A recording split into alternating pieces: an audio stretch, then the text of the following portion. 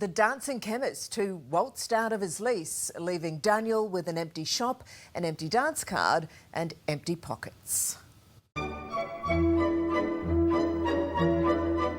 Plenty of room for Anthony to practice his ballroom dancing here. It is now, yeah. I mean, you know, once they've just packed up and gone. Hey, can you show us a few of those moves? You wanted to see them up, Rusty. Anthony Piggott might just be the Fred Astaire of Australia's pharmacy industry. He's the friendly face of a popular family chain of Newcastle chemists. If it's about your health, ask Piggott's. Who's happy to swap the white coat for a black ballroom tux. Final dress rehearsals, here's all the stars. All for charity, of course. Done it, everything you got, your house, your car. But has this dancing druggist stepped on Daniel the landlord's toes? Where is everyone? Yeah, left, they've disappeared. Daniel leased his shop to Anthony Piggott and his dad Chris to operate a chemist. Overnight, they decided to send me a letter from their lawyers to say that they've relocated shops and, you know, they're terminating the lease. Now, mind you, there's still 20 months left on that lease, but they've decided to just pack up and go. Talk about a quick step. Anthony Piggott pirouetted along the street and opened a new pharmacy just 5 doors down before telling Daniel he had waltzed off. How much is that worth to you? A lot of money, mate. 20 months is a lot of money.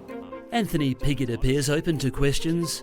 There's a few more serious things that can go on downstairs, so look, the doctor is best to help you with this region. So we popped in to ask him what the foxtrots happened. Well, if it isn't the twinkle-toed pharmacist, how are you? Yeah, good. Steve from Channel 9. Yeah, Steve. How you going, all right? First, credit where credit's due. Hey, congratulations on all the money you raised for charity, ballroom dancing. Off the Cancer Council. Yeah, no, you know, that was that's good. good. Yeah. But I am here about another move that you pulled, and your dad from Elder Street. Oh, I think this is a little bit topical. Yeah, I think they're best left things unsaid. Why? Why is that? I mean... Well, I prefer not to talk about those things. It's a little bit personal and... Yeah, well, look, Daniel's come to things. us, and look, you know, you deserve your right of reply because, you know, he sees his 20 months lease out of pocket, and that, you know, is that unfair on Daniel? Oh, look, we've been emailing with each other today, and hopefully everything will sort itself out. Both groups' solicitors did exchange emails that day, but Daniel says this tangled tango hasn't been resolved.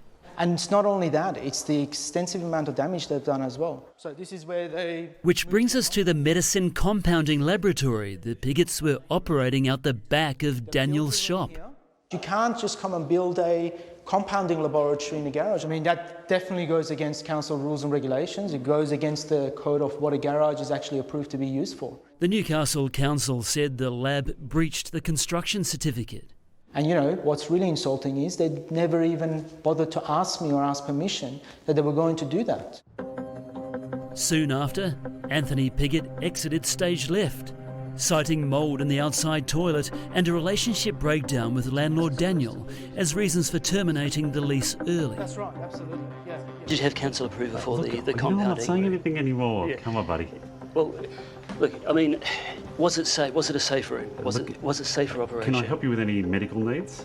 Well, I'm here to help see if we can solve the situation. I've had a builder here to fix up what they've done here and what the damage they've done to the external walls.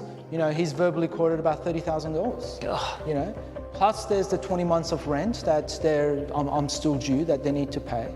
Plus there's, you know, up until now I've spent about $16,000 on legal fees. Daniel's 20 months lease out of pocket.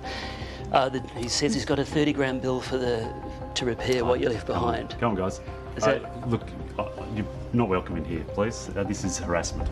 Now, this is a last-minute pledge, begging you for some money. They come across as being, you know, pillar of the community. You know, again, as healthcare professionals, you know, we expect them to do good for the community. While Anthony Piggott's light on his feet, he's also a flying pharmacist.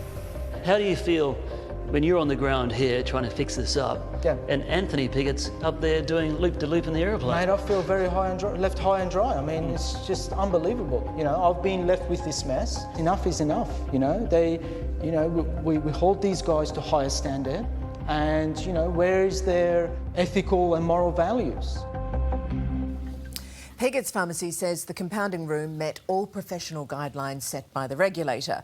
It also says it made offers to Daniel to compensate him for its departure and is restoring the premises to a good standard.